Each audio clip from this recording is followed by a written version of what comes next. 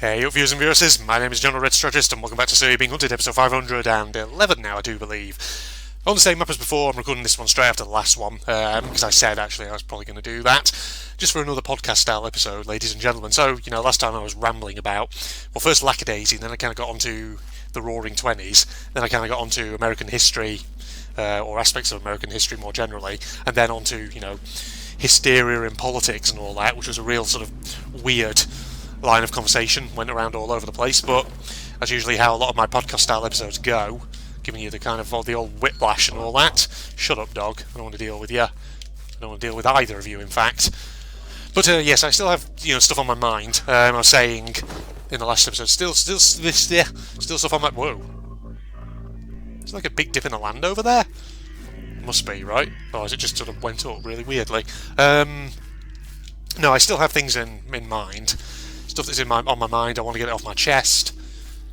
And, in the past, here on Sir, I have done at least a couple of episodes before, where I basically, basically the subject of my ranting has been drivers I hate. Well, ladies and gentlemen, we're coming back to that topic, and this is probably one that I've probably mentioned it before, but you know what, it's happened again, so I'm going to talk about it again, just to, blow off some steam.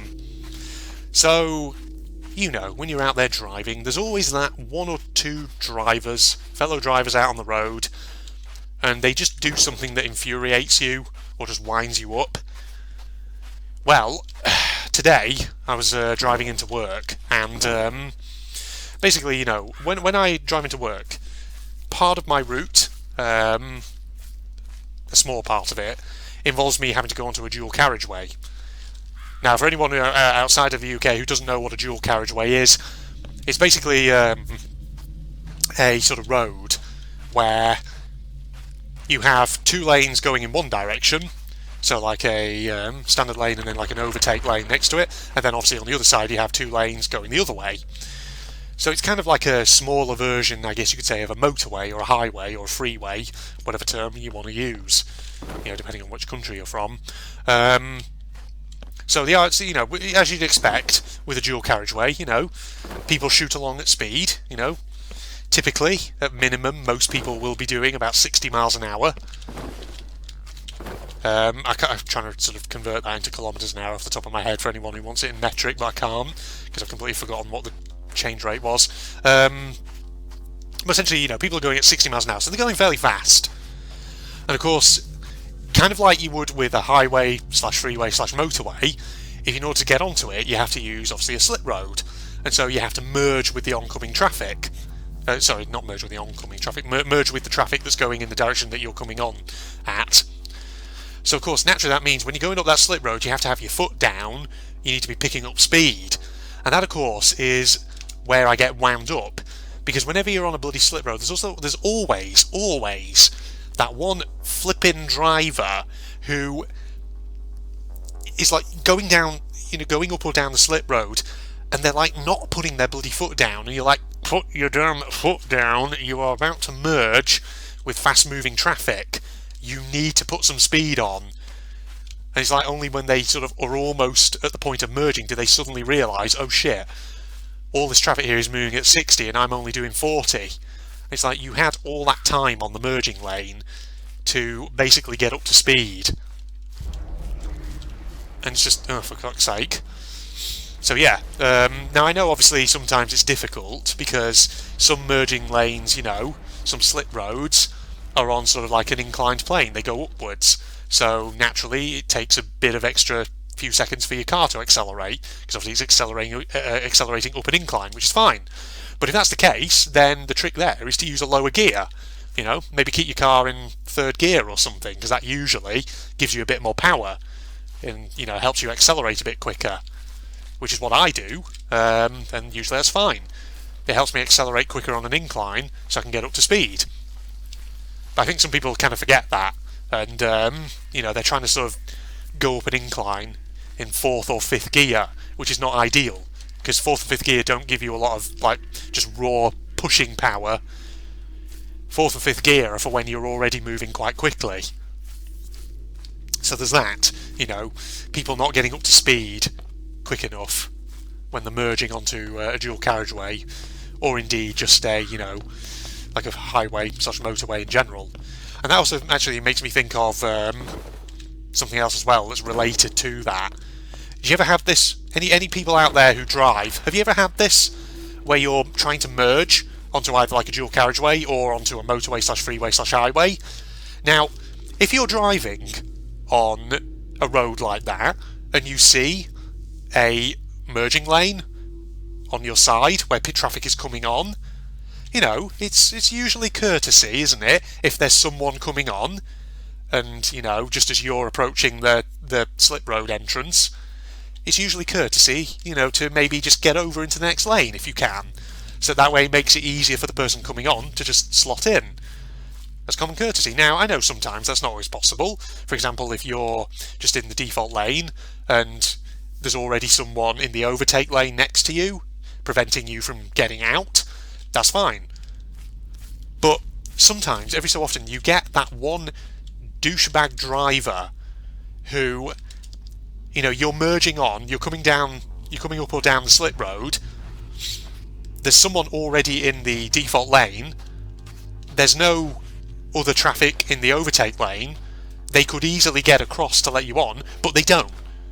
Either because they're douchey and they just don't give a shit and decide that they don't want to move over for you, or because they're oblivious and they haven't even noticed you because they've not even bothered to look. Which makes you think you shouldn't even be on the fucking road in the first place, you absolute nugget. You ever get that, ladies and gentlemen? You ever had that? I feel like I've had that before, and it's always such an annoyance, because then you, obviously merging from the slip lane, you have to slow down a bit to let them get ahead of you, and then so then you can pull out onto the flipping road that you're trying to get onto, just so then you can signal, get into the overtake lane, if there's a chance. Well, because of course there is a chance, because there's nothing there. That's the whole problem in the first place, because they could have got over, but they didn't. So you then have to go up just to then put your foot down and get past them. And the worst part then is when you combine that with a type of driver who I've already mentioned before in my City Being Hunted podcast style episodes, in one of my previous Drivers I Hate style podcast videos. You know, the one where you're overtaking them and suddenly they start to speed up and you're like, will you fucking not, please? You actual insecure numpty. I like to think it's because, they're insecure idiots who don't like the fact that they're being overtaken. It's probably, again, just comes down to the fact that they're fucking oblivious and shouldn't really be on the road in the first place. But yes, the worst part is, like I say, when you have to pull in behind someone who could have easily got over, and then you try and overtake them and they speed up, and you're like, you absolute nugget. You do not know what you're doing, clearly. So yes, had to just get that off my chest, ladies and gentlemen. Absolutely. Just had to say it. Because that happened to me today on the way to work. Like I say, coming down a slip road onto a dual carriageway, people not speeding up. Fortunately, I didn't have the other one, though, of the, person who doesn't let you on, and so you have to wait for them to pull a bit ahead of you, when they could have very easily just got over into the overtake lane. Yeah, that's a thing. No, speaking actually of dual carriageways, though, and drivers I hate, sometimes you get people on the dual carriageways in vehicles that should not be on dual carriageways. And I'm not just talking about tractors here. One time, I was on my route to work and I was going down this dual carriageway that I have to go down. And basically, on my route, I have to pass... well, basically, I come onto the dual carriageway, I have to pass an exit and then come off at the next exit directly after that. So the way it kind of is there's like two exits in close proximity to one another, one straight after the other, and I have to come off at the second one. So it's always a bit annoying if, you're zooming down the dual carriageway and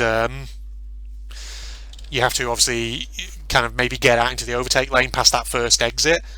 Because obviously, as you'd expect, there's an exit, and then straight on after that, there's obviously an entry road for people coming on as well. And then there's my exit that I have to come out of. And so, of course, it's courtesy just to, like I say, get over into the overtake lane if you can, to help let people who are merging come on. But sometimes, that doesn't work, because then I have to get straight back over to the left, to the default lane, in order to then come off at my exit. And sometimes you do get, obviously, situations where, for example, the traffic's quite heavy, and so if you pulled out, you know, it can then be difficult to actually get back in order to come off at the exit. And I've had one occasion once where that was the case, and I had to basically just keep on going to the next exit, come off at the roundabout, turn around, get back up on the other side, come back up, then come off on the other side at the exit that I needed to come off at, which is fine. I can do that. That's not a problem. But yeah, sometimes you get people on dual carriageways in vehicles, either that they shouldn't be in dual carriageways on, or just people going insanely slow, and you think to yourself, what are you fucking doing? I've had that before. Like, there's one time where it's just this van in front of me, where I had to go out over into the overtake lane to let some people coming on at that first exit, and I immediately, of course, had to then pull into the left again to, you know, prepare myself for coming back in.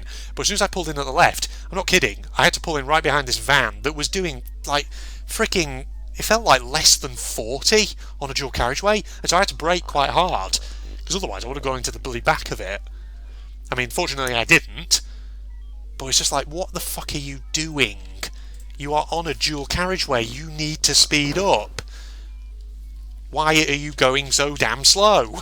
Basically, was what I was thinking, and I was thinking to myself, you are unfit to drive, you need to clear off.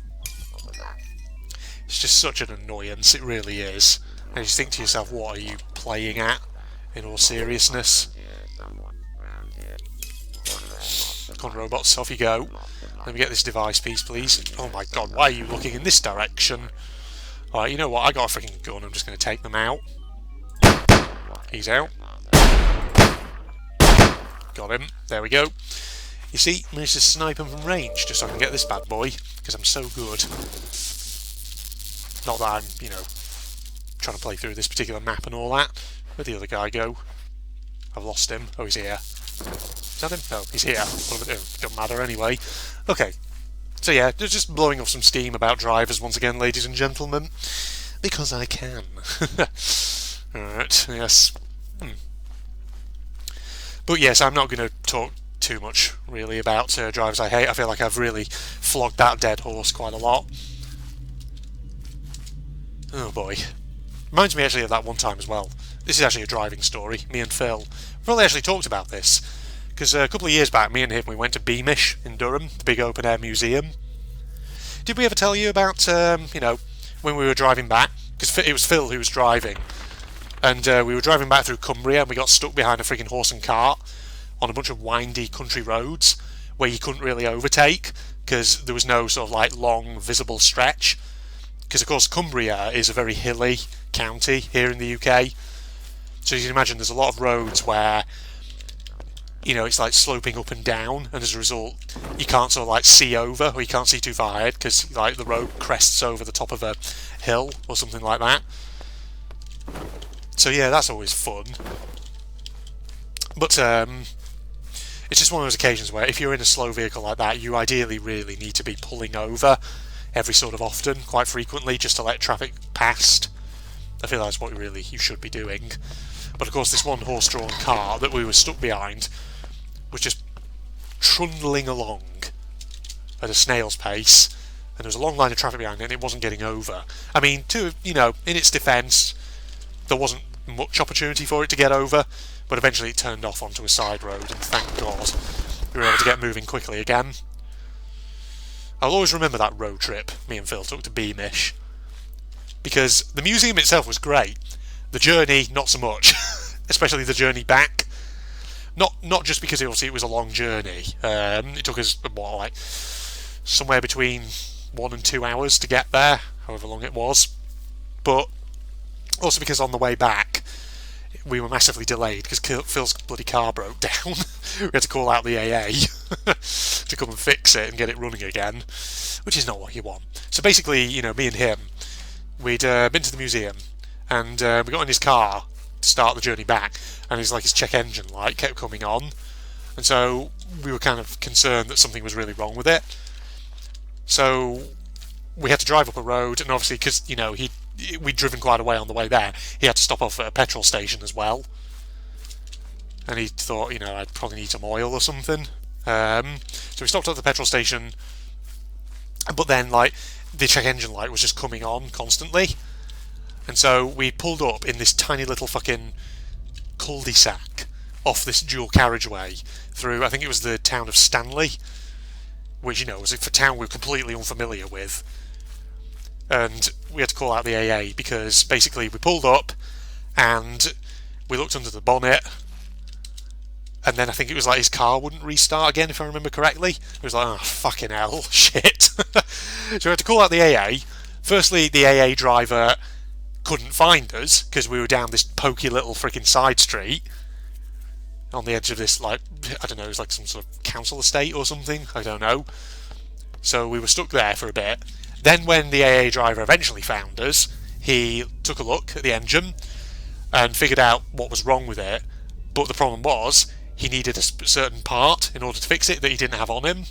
So then we had to wait whilst the AA driver drove off to, wherever, depot or whatever, to actually pick up this part that he needed. So then we were waiting for probably an hour or more.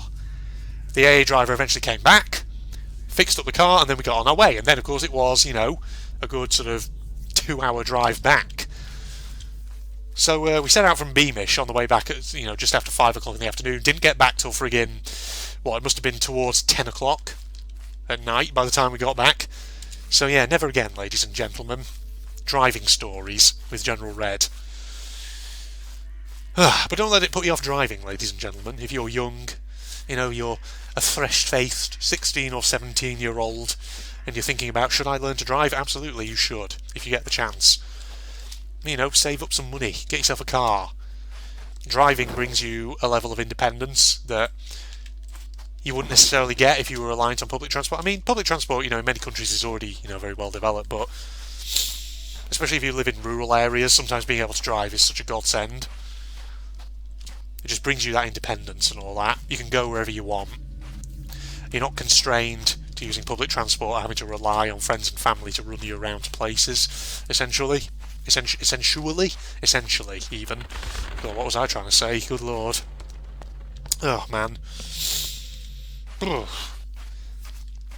Thing is, though, I look back fondly on my time, since I learned to drive. Fun fact about me, I failed my driving test twice. I only got my driving licence after my 3rd take on the driving test. I passed my theory test first time, because obviously here in the UK, back in the day, obviously this was years and years ago, when I was like 17 or 18, which again is way more than 10 years ago now. But back in my day, you had to take 2 tests. You had to do like a theory test and then a practical. So the theory was basically just, you go to a testing office and you do a quiz about, road signs, about safety rules, the driving code of conduct, things like that. And stuff like that. And basically, you pass that, that's fine. And then, of course, later you do your practical, where you actually get in your car with an examiner and, they direct you, they test out your skills. They send you, driving around town, things like that, and they get you to, show your, for example, some like manoeuvre abilities, whether that's like an emergency stop, a 3-point turn, parallel parking, or whatever. And if you pass that, great. With no major problems, that's great. First time I did my driving test, I failed for a reason that could have been entirely avoided, because basically, the first thing they do on your practical driving exam to make sure you're actually fit to take the test, they make you stand at 20 metres from a car number plate and read it to check that your eyesight is good. I failed that. That was when I first learned that I was short-sighted. And it was one of those things where I sort of kicked myself, because during my driving lessons with my instructor, she had actually said to me, get your eyes checked, because we'd actually, on one of our lessons, we'd basically just been driving around a car park, and she'd asked me, can you read that number plate over there? And I'd actually not been able to read it. And she said, yeah, you might want to get your eyes checked. But of course, as you do, I got so distracted by other stuff in my life that I completely forgot to follow up on that. And so as a result, I got to the practical driving exam, and before I'd even got in the car, I was failed because I basically was short-sighted, and the examiner woman basically said, "I'm really sorry, but we can't let you take the test legally." So yeah, that didn't work. So that was a load of money down the drain, because obviously driving tests in the UK, you got to pay for them. I can't remember how much it is though. But yeah, second driving test, after I'd gone away and had my eyes checked, and I had glasses prescribed for, because of the fact that I was short-sighted. So that was fine. I got my glasses, and the whole process of getting my glasses, and I'll just say that process in between my two initial driving tests was torturous, because I had to get my glasses, but on top of that, obviously because the examiners let the DVLA, the Driver Vehicle and Licensing Authority here in the UK, obviously they had to let me know that I'd failed that test. And so of course, as you can imagine, my provisional license got revoked, and so I had to basically reapply for it after I got my glasses. And that was a really long-winded process. It took so long, but eventually got my provisional license back. That was good. Took my second driving test, failed that one, and that one was just really unfortunate, because this time, I read the number plate, I got in the car, and I was doing really well. Then I had the worst stroke of luck.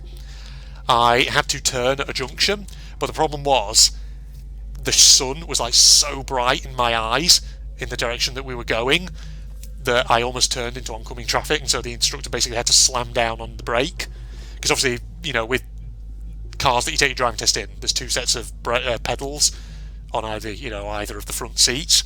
So it was a major, so I ended up failing for that reason, and I was like, fucking hell. I just feels like everything conspired against me. Well, not everything, but I just feel like in the final moment, I just had the worst stroke of luck. But then third time, I passed like a charm, with only one minor, which wasn't a major issue or anything like that. And so I was like, finally, I got my driving license. Thank God. And when did I get my first car? I didn't get my first car until I did my PhD, which was several years later. My first car was an old Mitsubishi Colt, ladies and gentlemen. Mitsubishi Colt CZ1, which was a nice little run around. Did well for 4 years or so, until I eventually got rid of it after I got my current job and had to move down south, and basically had to upgrade to something with a bit more power, something that was essentially good for long distance motorway driving. But yeah, that was my first car, a Mitsubishi Colt CZ1, a little pale blue one it was. It was a nice car. Thing is, I'm not a big fan of like big cars. If you get, if ever you were to ask me, do you prefer like small or big cars? I would always say I prefer small ones that are just really easy to run around in. The problem with like big cars is often they feel heavier. The worst car that I've ever driven though was, I think, a Ford Focus. Because when I was a teenager, obviously, apart from learning to drive in my instructor's car, my dad also got some L plates to put onto his car. And at one point he was driving a Ford Focus, and then later on I think he got an Audi, and the Audi was okay, but the Ford Focus I didn't really like. Do you ever get this sometimes with cars where the accelerator pedal doesn't just it feels a bit sort of clunky and not responsive when you not non-responsive, that's the wrong word. What I mean is, have you ever had it where you have a car that has an accelerator pedal where you feel like you have to really press it to get it to work? Because the problem is, in order just to start moving in a car, you don't necessarily need that much pressure on the accelerator. Often you just need a gentle bit of pressure, but the problem is sometimes you get pedals where it feels like, even if you're pressing on them a little bit, it feels like they're not going in, and so as a result you're not moving. And that's so annoying. The Ford Focus that we had, it seemed to have that issue. And the Audi did, that my dad got after the Ford Focus, that also felt like it had that same issue, but just to a slightly lesser extent. And yeah, I never really liked learning how to drive in those cars. Partly also because the Audi was quite a big, heavy car. And like I say, it just handled differently to what I was used to. And yeah, I just didn't really like it. But yeah. But I suppose, it's one of those cars where I suppose if you were driving it every day, eventually you would get used to it. You would sort of get a feel for how it works, for the just how much pressure you need to put on the gas pedal just to start moving off. Yeah, you'd eventually learn. You pick it up. You pick up on its peculiarities, to put it that way. Alright. I think that's good enough, really, for an episode. Another podcast-style episode of Sir Being Hunted. So yes, hope you enjoyed that, ladies and gentlemen. There's an interesting topic of conversation in there, though. Any of you guys out there, any of you young people, are you learning to drive at the moment? What car are you learning to drive in? Are you enjoying it? Is it going well? And those of you who can drive, what was your first car and all that? And was it a good one? Did you like it? Was it a good little run around? Who knows? So yes, just let me know in the comments, ladies and gentlemen, if you want to keep that conversation, that topic going. Facebook and Twitter links down below, along with the link to my propagandist channel for anyone interested. If you enjoyed, a like is always appreciated. More than that, I'm going to sign off now. Goodbye, everybody. Wait, you started me off with one balloon already filled then. That was a bit weird. What's that about? Strange. I got that one, and whoosh. I don't know if I got that red one. Let's just check. Hold on. Did I get the red one over there? I did. Okay, I didn't pop it. Never mind. That was just missing what was supposed to be obvious to me, but never mind. Right, get this one. It's always a tricksy one, that one, but we got it. There we go. And whoosh. There we go, over here. Right, get that one. Got it. Boom. Right, there's a red one around here, isn't there? Nope, there isn't. Okay, that's fine. Right, so now we just need to get to the babby again. That's all. Right, round here. Right, and whoosh. There we go, round here.